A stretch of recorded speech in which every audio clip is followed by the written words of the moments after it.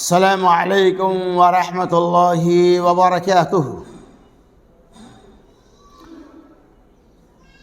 الحمد لله وكفى وسلام على عباده الذين اصطفى. أما بعد، أعوذ بالله من الشيطان الرجيم. بسم الله الرحمن الرحيم. فإن مع العسر يسرا إن مع العسر يسرا.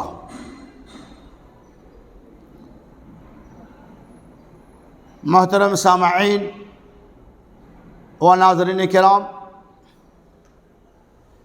جیسا کہ آپ اس بات کو اچھی طرح جانتے ہیں، 15 اگست 1947 کو ہمارا ملک آزاد ہوا۔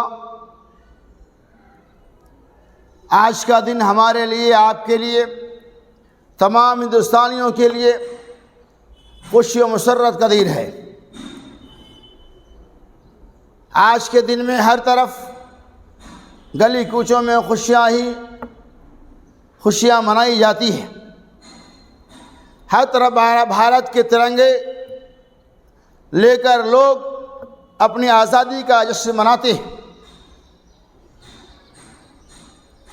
اور لوگ اس گیت کو گاتے ہیں، سارے جہاں سے اچھا ہندوستاں ہمارا۔ محترم سامعین و حاضرین، یقیناً یہ ملک آزاد ہو چکا۔ ملک کی آزادی ہمارے لیے، آپ کے لیے اللہ کی طرف سے بہت بڑی نعمت ہے، لیکن ملک کی آزادی کی کہانی آپ سنیں گے۔ اس آزادی کی تحریک کو جو آپ سامنے رکھیں گے تو آپ کے رونگٹے کھڑے ہو جائیں گے۔ ملک کی آزادی سے پہلے ہم انگریزوں کے غلام تھے۔ ملک کے آزاد ہو جانے سے پہلے، 1947 سے پہلے، ہم انگریزوں کے تلوے چاٹ رہے تھے۔ سامراجیوں کی ناپاک حکومت ہندوستانیوں کو تباہ برباد کر رہی تھی۔ ہندوستانیوں کو کالا پالنے کی سزائیں دی جا رہی تھی، اور جو بھی ان کے خلاف آباد کش تھے انہیں قید و بند کی بیڑیاں پہنائی جاتی۔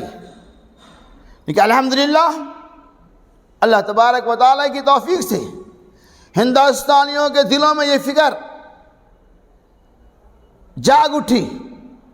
ہندوستانی اس بات کے لیے تیار ہو گئے کہ ملک ہمارا، ہمیں ملنا چاہیے، اور تمام ہندوستانیوں نے مل کر ہندوستان کی ملک کی آزادی کی تحریک چلائی۔ اور میں آپ کو بتاتے چلوں کہ ملک کی آزادی میں تمام لوگ برابر کے شامل ہیں۔ ہندو، مسلم، سکھ، عیسائی، تمام لوگوں نے مل کر ملک کی آزادی میں حصہ لیے۔ اور آپ کو میں یہ بات بتاتے چلوں، ملک کی آزادی کی تحریک سب سے پہلے مسلمانوں نے کی۔ شاہ محدث ولی اللہ دہلوی رحمۃ اللہ علیہ، شاہ اسماعیل شہید رحمۃ اللہ علیہ، دیش کی آزادی کی تحریکیں چلائی۔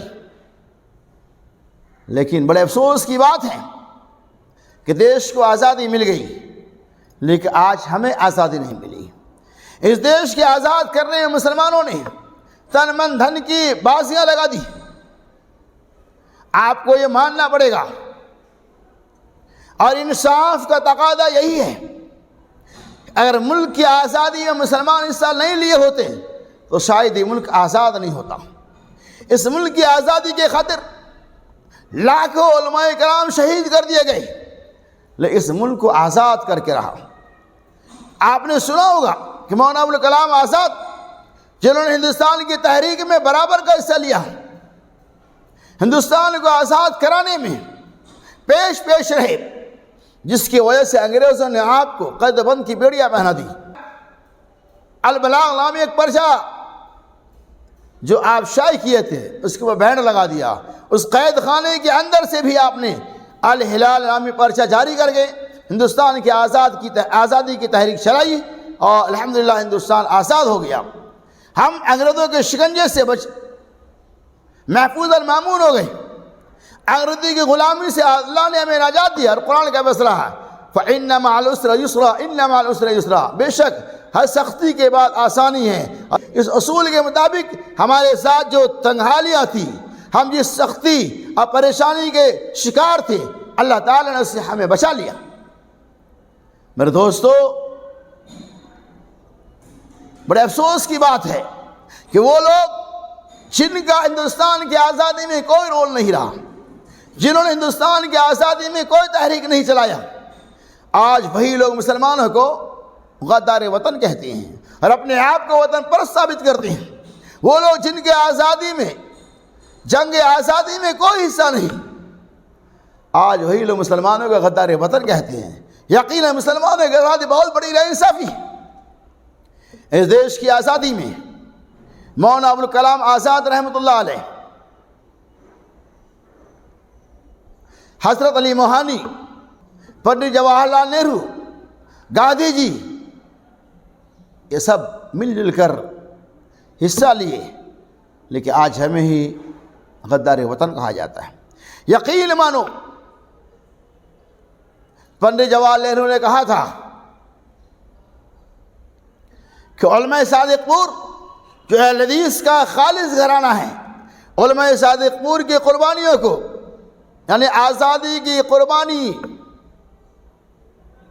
جس طرح سے علماء صادق پور نے دیا ہے، اس ہندوستان کے آزاد کرنے میں علماء صادق پور کی جو قربانیاں ہیں، ان کی قربانیوں کو ترازو کے ایک پلڑے پہ رکھ دیا جائے اور تمام ہندوستانیوں کی قربانیوں کو دوسرے پلڑے پہ رکھ دیا جائے، تو پنڈت جواہر لال نہرو نے کہا تھا کہ علماء صادق پور کے ترازو کا پلڑا جھک جائے گا اور تمام ہندوستانیوں کے ترازو کا پلڑا اڑ جائے گا۔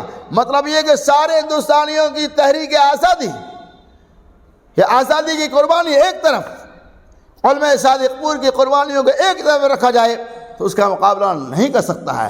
ایسے مسلمانوں کو اگر کوئی آدمی غدار وطن کہے گا تو آپ فیصلہ کیجئے کہ یہ دیش کے ساتھ، ملک کے ساتھ ظلم اور ناانصافی ہے کہ نہیں۔ الحمدللہ ثم الحمدللہ، تمام ہندوستانیوں کی کوشش، سعی، اجتماعیت کے ذریعہ اللہ تعالیٰ اس ملک کو آزاد کیا، لیکن بڑے ہی ظلم اور ناانصافی کی بات ہے کہ آج مسلمانوں کے ناموں کو آزادی کے لسٹ سے دھیرے دھیرے نکالا جا رہا ہے، اور ایسے لوگ جن کا کوئی رول نہیں رہا اس کا نام جو ہے شامل کیا جا رہا ہے۔ اللہ سے اللہ تعالیٰ ہمارے ملک کے اندر امن و امان کو قائم رکھے، اور جو لوگ ملک کے خلاف آتنک کو پھیلاتے ہیں، ملک کے خلاف سازشیں رچتے ہیں، اللہ تعالیٰ ان کی سازشوں سے ملک کو محفوظ اور مامون رکھے، اس ہندوستان کو ہمیشہ ہرا بھرا رکھے۔